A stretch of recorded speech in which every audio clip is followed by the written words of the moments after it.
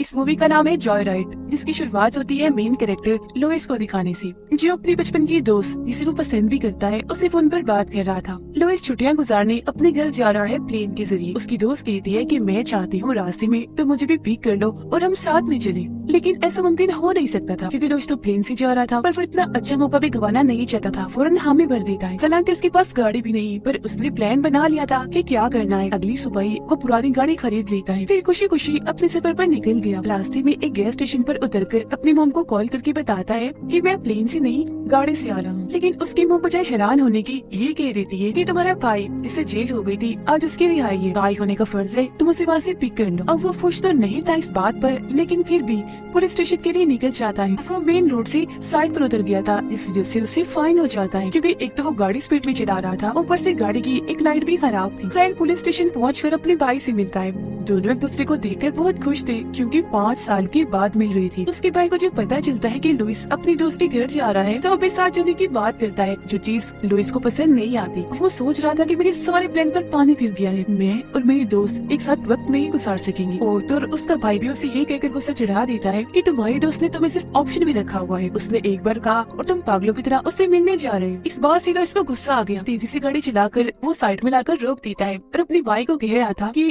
अब की बात इस तरह की कोई बात मत करना। एक जगह पर आकर लुइस का भाई गाड़ी में एक रेडियो लगवा देता है, जो एक ऐसा रेडियो था जिसके जरिए सभी गाड़ी बस ट्रक ड्राइवर एक दूसरे से बात करते हैं सड़क की सूरत-ए-हाल मालूम करने के लिए। इस रेडियो को लुइस का भाई एंजॉय करने के लिए इस्तेमाल कर रहा था, तो उसका तो अच्छा टाइम पास हो रहा था क्योंकि आसपास के जितने भी मुसाफिर थे सब कोड्स के जरिए एक दूसरे से बात कर रहे थे, जो कोड्स खास तरह के नाम थे। उसका भाई अपना और लुइस का भी नाम रख लेता है। जिस दौरान उनकी बात एक ट्रक ड्राइवर से होती है जिसका कोड था रस्टी नील, यानी जंग लगी की। वो कह रहा था कि बारिश अक्सर लोगों को पसंद होती है क्योंकि वो सब लोगों को घरों के अंदर रखती है और मेरे हिसाब से बारिश आज रात भी होने वाली है। अब उसकी अजीबोगरीब बातें सुनकर लुइस के भाई को फजूल सा आइडिया आता है, जिस बारे में वो लुइस को भी बताता है कि तुम ऐसा करो, लड़की बनती इससे बात करो, इसे पागल बनाते। अब ये आइडिया लुइस को पसंद नहीं आया तो वो मना कर देता है, पर अपने भाई की जिद करने पर वो रस्टी नील से लड़की की आवाज निकाल कर बातें करता रहता है। वो भी पूरी तरह लड़की समझकर उसकी बातों में खो गया और दोस्ती कर लेता है, पर इसी बीच उनका राब्ता टूट जाता है, जिस बात से लुइस के भाई को काफी गुस्सा आ गया क्योंकि वो इस मजाक के कुछ देर और मजे लेना चाहता था और फिर उसे बताता कि वो लड़का है जिसे तुम लड़की समझ के बात कर रहे हो। खैर रात गुजारने के लिए एक होटल में रुके। लुइस का भाई जब अंदर जाता है तो देखता है कि वहाँ एक अमीर आदमी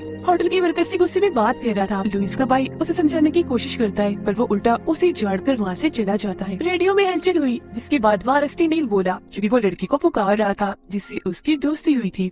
ये चीज देखकर लुइस काफी हैरान रह गया क्योंकि साफ जाहिर था कि वो लड़की को ढूंढ रहा है और कब से इनके पीछे है। पर यहाँ दोबारा से लुइस के भाई के दिमाग में एक आइडिया आता है। लुइस के जरिए वो रस्टी को बोलता है कि मैं यहाँ एक होटल में रुकी हूँ, तुम भी आ जाओ, लेकिन हाँ आधी रात को कमरा नंबर 17 में आना शराब की बोतल लेकर। कमरा नंबर 17 में वो अमीर आदमी रुका था, इसीलिए उनका प्लान था कि बहुत मजा आएगा अगर वो आ गया तो। दोनों कमरे में जाकर आराम कर ही रहे थे कि ठीक 12 बजने पर होटल के बाहर एक ट्रक आकर रुका जो उसी का था, यानी कि रस्टी सच में आ गया। ये चीज लुइस का भाई भी देख लेता है और अपने प्लान को ऐसे कामयाब होता देखकर वो काफी खुश रह जाता है। वो कमरा क्योंकि साथ वाला ही था तो ये दोनों कान लगाकर सुनने लगते हैं, जहाँ पर अमीर आदमी रस्टी को डांट रहा था और अगले ही पल गला घुटने की आवाज आने लगी जिससे काफी घबरा गए। लुइस फौरन काउंटर पर फोन करके बताता है कि कमरा नंबर 17 में कोई गड़बड़ है, जो सुनकर वर्कर पहले कमरा नंबर 17 में कॉल करता है और फिर इनको कॉल करके बताता है कि वहाँ सब ठीक है। जो सुनकर दोनों ही भाई काफी चौंक गए और ऐसे ही परेशानी की हालत में ये सो जाती है। जिस दौरान बस्ती का ट्रक भी वहाँ से निकल चुका था।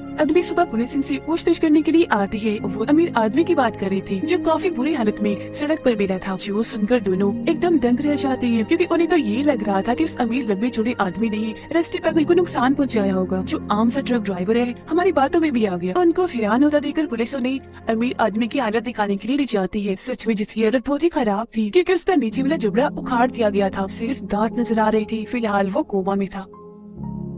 इनका मजाक इतना खतरनाक साबित हो गया इन्हें कोई अंदाजा नहीं था, इसीलिए लुइस सारी बात पुलिस को बता देता है, जो सुनकर वो काफी गुस्सा करते हैं, ये कहते हुए कि इससे मुतल्लिक के पहले बहुत सारे केसेस है हमारे पास, मुसीबत हम उस ट्रक ड्राइवर को पकड़ भी नहीं सकते क्योंकि कोई उसके बारे में कुछ जानता तक नहीं, ये भी नहीं जानते, इसलिए पुलिस इनको छोड़ देती है। यहाँ लुइस को तो अपनी गलती का एहसास था पर उसके भाई को जरा भी नहीं और ये दोबारा अपने सफर पर निकल पड़ते हैं। रास्ते में लुइस जैसी रेडियो को छेड़ता है तो वो ये सुनकर काफी दंग रह गया कि रस्टी अभी भी लड़की को ढूंढ रहा है जिसका जिसका मतलब था कि इनका मजाक अब इनका बुरा सपना बन गया है जो खत्म ही नहीं हो रहा था। इस मामले को निपटाने के लिए उसका भाई अभी भी बातें घुमा रहा था कि भूल जाओ उसे, वो तुम्हें पसंद नहीं करती। पर लुइस एकदम से सच बोल देता है कि हमने सिर्फ मजाक किया था, कोई लड़की है ही नहीं। जिस बात से रस्टी का गुस्सा आया तो वो माफी मांगने का कहता है, लेकिन उसके भाई ने माफी ना मांगकर मामला और खराब कर दिया, उसे गालियाँ देकर बुरा भला कहकर। वो बोलता ही जा रहा था कि तभी रस्टी बस एक लाइन बोलकर उसकी बोलती बंद करवा देता है कि तुम्हें अपनी गाड़ी की लाइट ठीक करवा लेनी चाहिए। जो सुनकर दोनों की धड़कनें रुक गई, क्योंकि वो समझ गए कि रस्टी हमारा पीछे कर रहा है और कब से हमारे पीछे। घबराहट में ये तेजी से गाड़ी चलाने लगते हैं, लेकिन इनकी किस्मत पेट्रोल भी खत्म हो रहा था। अब तो लुइस का भाई भी काफी घबरा गया था क्योंकि गाड़ी गैस स्टेशन तक नहीं पहुंच पाएगी, लेकिन फिर भी दिमाग लगाकर उस सड़क खत्म होने पर गाड़ी मोड़ लेता है, जिससे ट्रक आगे निकल गया क्योंकि इतना बड़ा ट्रक जल्दी से नहीं मुड़ सकता। ये दोनों भी खुश हो गए क्योंकि फौरन ही गैस स्टेशन इन्हें मिल गया। अपने भाई को पेट्रोल भरने का कहकर लुइस पुलिस ऑफिसर को कॉल करने के लिए अंदर चला जाता है ताकि वो सारी सूरत हाल के बारे में बता सके। और इसी दौरान यहाँ एक बर्फ वाला ट्रक भी आकर रुक गया,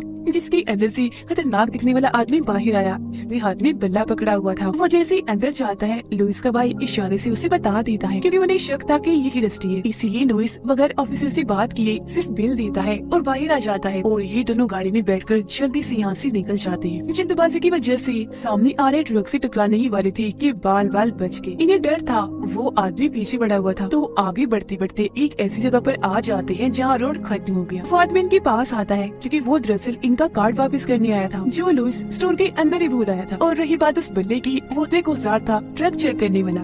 कार्ड देने के बाद जैसे आदमी वहाँ से जाता है, इनकी जान में जान आती है। लेकिन अगली ही पल वहाँ हलचल हुई। ये जैसे मुड़कर देखते हैं तो वहाँ इनका बुरा सपना था, यानी रस्टी जो उस बर्फ वाले ट्रक में अपना ट्रक दे मारता है। फिर ट्रक को चीरते हुए इनकी तरफ ही बढ़ता आ रहा था। ये जल्दी से गाड़ी में बैठकर भागने लगते हैं। वो भी पागलों की तरह इनके पीछे पड़ जाता है। वो इन्हें कुचल ही देता कि एक बार फिर ये गाड़ी मोड़कर उसे चकमा दे देते हैं, लेकिन अब की बार गाड़ी एक पेड़ के सामने एक जगह पर आकर अटक जाती है। ये लोग बहुत कोशिश करते हैं वहाँ से निकालने की, पर नहीं निकाल पाए। और तभी इनकी मौत रस्टी भी ट्रक लेकर आ गया, जो इनकी गाड़ी को धीरे धीरे करके कुचलता जा रहा था। वो गाड़ी तबाह करके इन्हें मौत की घाट उतार ही देता कि उससे पहले फौरन रेडियो उठाकर लुइस का भाई उससे माफी मांग लेता है। अब नॉर्मल होकर रस्टी ऐसा करने की वजह पूछता है, जिस पर उसके भाई ने जवाब दिया, मजाक मजे करने के लिए किया था बस, और कुछ नहीं। रस्टी बोलता है, मैं भी तो सिर्फ मजाक ही कह रहा हूँ। फिर इतना बोलकर वो चुपचाप ट्रक पीछे करके यहाँ से चला जाता है, जिससे दोनों राहत की सांस लेते हैं। अगली सुबह गाड़ी ठीक करवा के लुइस के दोस्त के घर जाने के लिए निकल जाते हैं।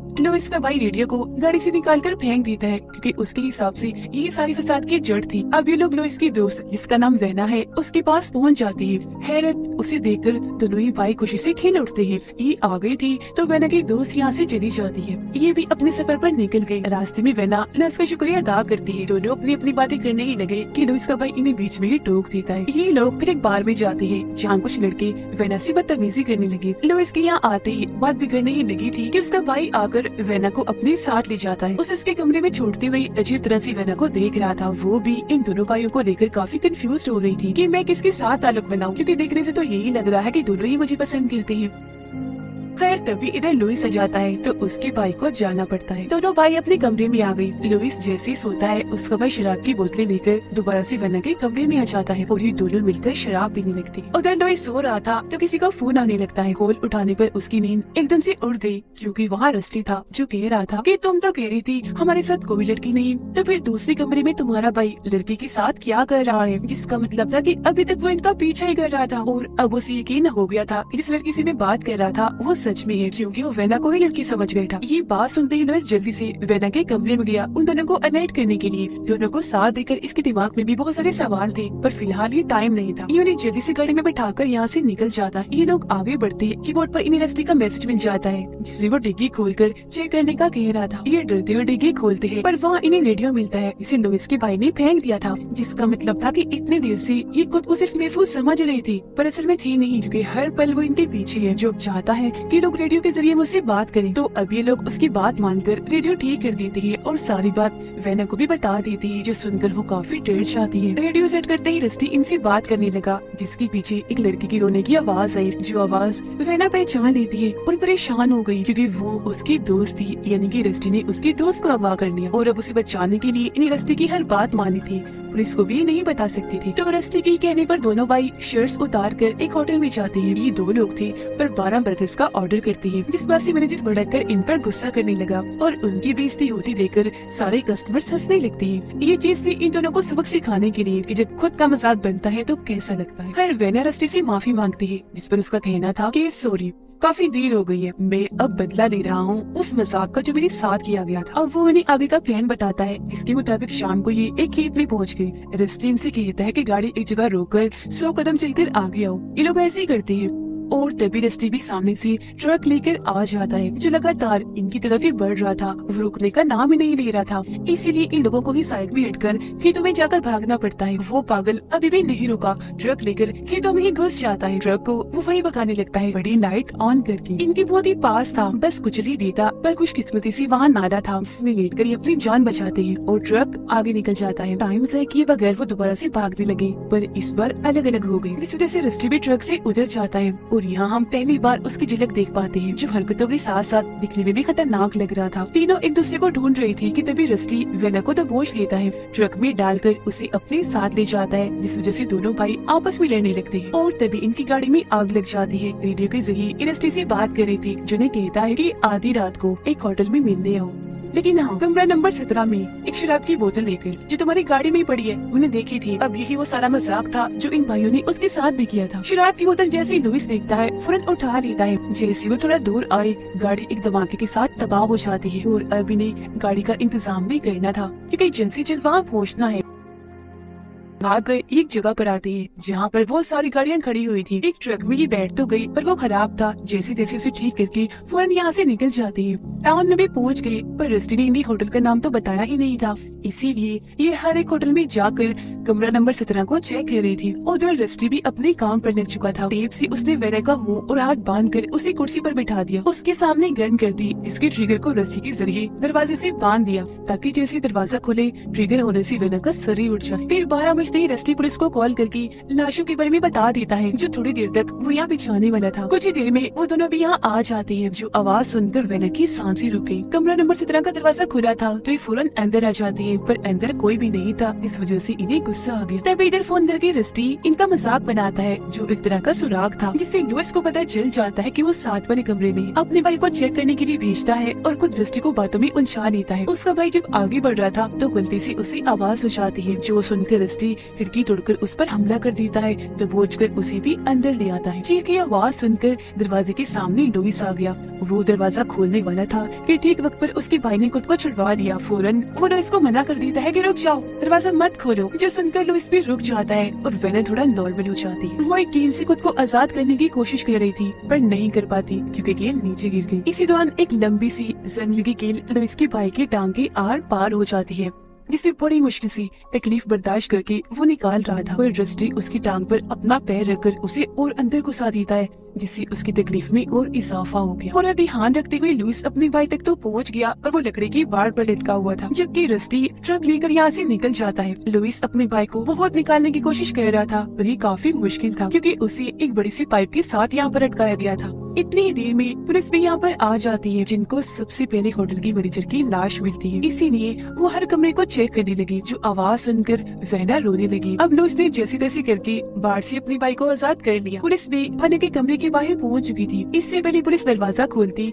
ठीक वक्त पर लुइस ने वहाँ आकर वेना को साइड में कर दिया, जिससे गन तो चली पर दोनों की जान बच गई। पुलिस लुई को एक कातिल समझकर उस पर गन तान देती है, जबकि बाहर उसका भाई अभी भी महफूज नहीं था, क्योंकि रस्टी ट्रक लेकर उसकी तरफ ही बढ़ता आ रहा था। वो चीख मार देता है, जिसे सुनकर फौरन लुइस बाहर आ जाता है और उसके पीछे पीछे पुलिस भी। दोनों के कहने पर पुलिस ट्रक पर अंधाधुंध गोलियां चलाने लगती है, जिस बीच लुइस अपने भाई को जल्दी से लेकर साइड में हो जाता है। दोनों भाई बच गए, क्योंकि ट्रक ने लकड़ी की बाढ़ को पूरा ही उड़ा दिया। ट्रक पर दीवारों को चीरते हुए कमरे के अंदर आकर रुक जाता है। पुलिस के चेक करने पर ड्राइवर तो मर गया, पर वेना की दोस्त जिंदा सही सलामत थी। सब खत्म होने के बाद ये सुकून का सांस लेती, पर पुलिस ऑफिसर जब इन्हें ये बताते हैं कि ड्राइवर एक बर्फी कंपनी में काम करता है, तो दोनों भाई सोच में पड़ गए। और फिर तभी रेडियो में हलचल हुई। वहाँ रस्टी था, जिनसे बातें करने लगता है। असल में वो मरा नहीं था, बल्कि जिंदा था, क्योंकि गाड़ी में वो खुद नहीं था। उसने जख्मी हालत में ड्राइवर सीट पर उस आदमी को बिठाया हुआ था, जो बर्फी कंपनी में काम करता था, जिससे ये लोग समझ जाते हैं कि अभी खतरा टला नहीं, बल्कि मौत बनकर जो बुरा सपना इनके सर पर था, वो अभी भी खत्म नहीं हुआ। वो तब तक इनका पीछा करता रहेगा जब तक उसका दिल चाहेगा। और इसी के साथ ही कहानी इधर ही खत्म हो जाती है।